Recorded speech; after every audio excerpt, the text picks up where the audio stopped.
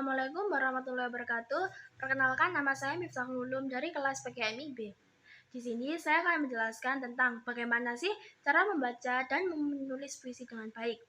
Akhir-akhir ini, puisi menjadi karya sastra yang dapat banyak perhatian bagi murid-murid, mahasiswa, ataupun yang lainnya. Puisi merupakan salah satu jenis karya sastra yang memiliki irama, rima, serta penyusunan lirik dan bait, serta unsur-unsur yang penting.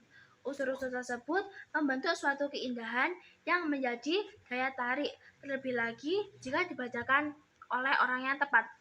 Tak hanya indah, proses dalam kegiatan membaca puisi dapat bermanfaat untuk membentuk karakter siswa melalui penyerapan nilai-nilai kehidupan yang terkandung di dalamnya. Siswa juga dapat belajar mengekspresikan diri melalui kata-kata dalam puisi. Selain itu, siswa juga bisa belajar mendalami emosi dengan kegiatan membaca puisi tersebut. Ternyata, kegiatan membaca puisi bagi siswa itu banyak manfaatnya loh. Yang pertama, kita sebagai guru bisa mendukung kalian semua para siswa dalam membaca puisi. Yang pertama adalah memahami makna dan suasana yang terkandung dalam puisi. Seperti yang kita tahu, puisi biasanya tidak mengungkapkan suatu dengan memiliki alur cerita yang jelas, seperti prosa. Puisi juga sering menggunakan kata-kata puitis. Karena ini, puisi dikenal sebagai teks yang memiliki makna berlapis, atau sifatnya pun subjektif. Maka dari itu, kalian semua perlu memahami dulu makna puisi yang akan dibacakan oleh kalian. Jika kalian membacakan tanpa tahu maknanya, kalian akan sulit menyalurkan perasaan yang terkandung dalam puisi tersebut dengan tepat. Jika seperti itu, puisi akan terasa hambar dan pesannya yang kurang tersampaikan kepada yang mendengarkan puisi kalian. Untuk itu, pertama-tama kalian perlu memahami makna dan suasana dalam puisi yang akan kalian bacakan terlebih dahulu. Biasanya puisi untuk kalian itu ditulis dengan sederhana, tidak perlu analisis yang rumit untuk memahami maknanya. Dan kita sebagai guru bisa membantu kalian untuk memahami pesan yang ingin disampaikan dan kira-kira ada cerita apa di balik puisi tersebut. Memahami makna dan suasana dalam puisi akan membantu kalian menentukan intonasi, tekanan, penjedaan, dan mimik wajah yang baik. Yang kedua adalah pelafalan yang baik. Pelafalan yang baik adalah lafal, yaitu pengucapan bunyi bahasa dalam membaca puisi. Pelafalan yang baik itu penting. Pengucapan huruf A, I, U, E, O itu harus jelas. Pelafalan yang baik itu dihasilkan dari bentuk bibir kalian yang tepat ketika mengucapkannya. Nah, kalian juga bisa berlatih untuk mendapatkan pelafalan yang baik. Tugas guru hanya membantu kalian untuk berlatih posisi lidah dan gigi serta bentuk bibir yang tepat ketika mengucapkan huruf per huruf sampai pelafalan jelas. Yang ketiga adalah menggunakan intonasi yang tepat. Intonasi itu apa sih? Intonasi adalah merupakan perubahan nada ketika berbicara. Lebih detailnya, intonasi adalah penyajian tinggi rendahnya nada atau irama dalam kalimat. Jadi, ketika kalian membaca puisi, kalian harus tahu intonasi yang tepat. Ketika puisi itu bernada tinggi, kalian harus membacanya dengan nada tinggi. Dan ketika puisi itu nada rendah, kalian juga harus membacakannya dengan nada rendah. Dalam pembacaan puisi tinggi rendah, nada atau irama itu sangat penting untuk kalian. Karena itu, intonasi yang tepat berperan dalam penyampaian perasaan dan maksud yang terdapat dalam puisi kepada pendengar. Yang keempat adalah penekanan pada kata-kata dalam puisi. Tekanan merupakan keras lembutnya pengucapan bunyi.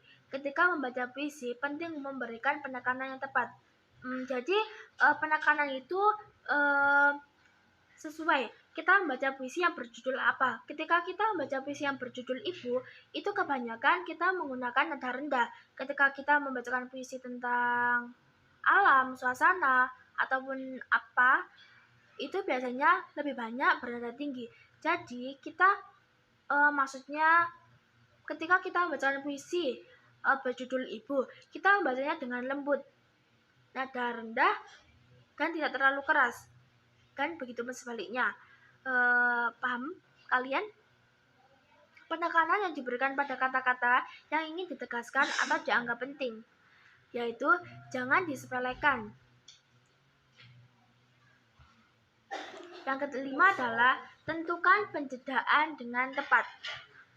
Ketika kita membaca puisi, kita juga harus jeda, tidak nerocos terus-terusan. Kalian harus paham di mana letak kalian berhenti, di mana letak kalian nafas, di mana letak kalian mengambil nafas. Tidak hanya kalian membaca puisi tanpa irama, tanpa intonasi, tanpa rendah tingginya nada, tanpa apapun. Jadi sebelum baca puisi, kalian bisa memberikan tanda jeda terlebih dahulu pada naskah puisi tersebut agar lebih indah dan tepat jika kalian membaca.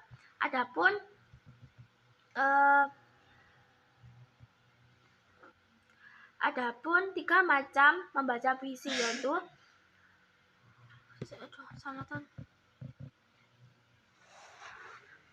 Adapun 3 jeda dalam kegiatan membaca puisi, yaitu menggunakan garis miring 1, merupakan tanda baca untuk berhenti sejenak. Yang kedua, garis miring 2, yaitu tanda untuk berhenti agak lama. Yang ketiga adalah garis miring 3, merupakan tanda untuk berhenti lama sekali. Jadi ketika kita membaca puisi, kita harus tahu di mana jedanya, di mana kita ambil nafasnya. Dengan garis 1, garis 2, dan garis 3, kita akan tahu di mana letak kita akan berhenti. Yang keenam adalah menggunakan mimik yang sesuai. Mimik itu apa sih? Mimik adalah ekspresi atau raut wajah yang sesuai dengan bacaan yang kita baca di dalam puisi. Adapun emosi yang terkandung dalam bacaan puisi yang dibacakan, biasanya mimik menjadi salah satu tokoh alur. Biasanya mimik menjadikan salah satu tolak ukur apakah sang membaca puisi menghayati puisinya atau tidak. Jadi ketika kalian membaca puisi tidak berekspresi, penglihat atau pendengar bisa berkomentar, bisa mengetahui bahwa kalian itu tidak mengetahui atau tidak memahami apa yang sedang kalian baca. Misalnya, puisi yang berisi perjuangan dapat diekspresikan dengan mimik wajah yang tegas. Sedangkan puisi yang berisi kehilangan dapat diekspresikan dengan mimik wajah yang sedih. Yang ketujuh adalah menggunakan gestur yang sesuai. Gestur merupakan apa sih? Gestur itu gerak-gerik tubuh ketika membaca. Jadi kita membaca yang berjudul perjuangan, kita harus benar-benar meresapi, benar-benar memahami apa yang sedang kita baca. Yaitu untuk pembacaan puisi, siswa tidak perlu terlalu sering memberikan gestur untuk menggambarkan kata-kata. Memberikan gestur itu penting, tetapi tidak setiap kata atau setiap kalimat kalian harus bergerak, memberikan gerak kepada bacaan tersebut. Tidak seperti itu. Jadi di sela-sela kita membaca puisi, ada yang harus kita berikan gestur, ada yang tidak. Gestur itu diperlukan sebagai pendukung saja. Artinya, lakukanlah jika memang sesuai dengan puisinya. Kalau dipaksakan, bisa terkesan tidak indah. Yang kedelapan adalah hafalkan puisi. Jadi, ketika kita membaca puisi, kita tidak harus seperti membaca tanpa kita mengingat-ingat. Maka itu menjadikan puisi terlihat jelek. Walaupun dalam pembacaan puisi kalian boleh membawa naskah, tapi alangkah lebih baik jika kalian itu menghafal.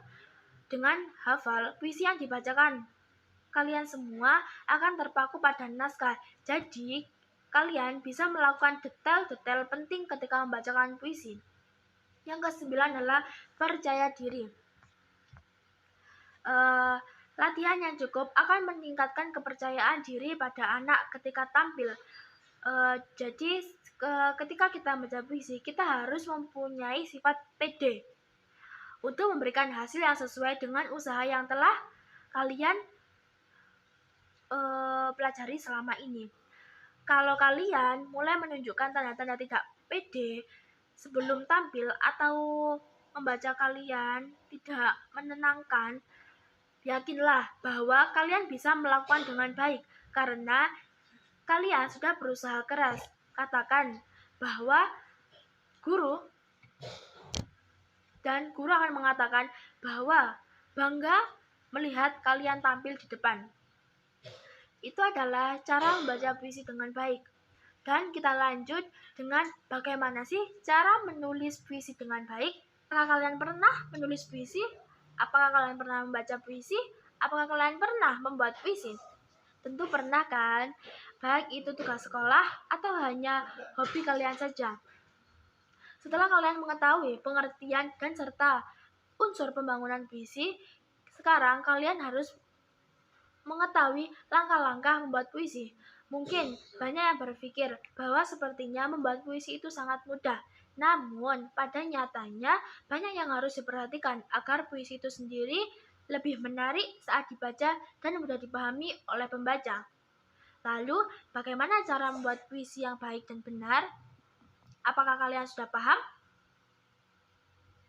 Baik, saya akan menjelaskan. Yang pertama adalah tentukan tema dan judul.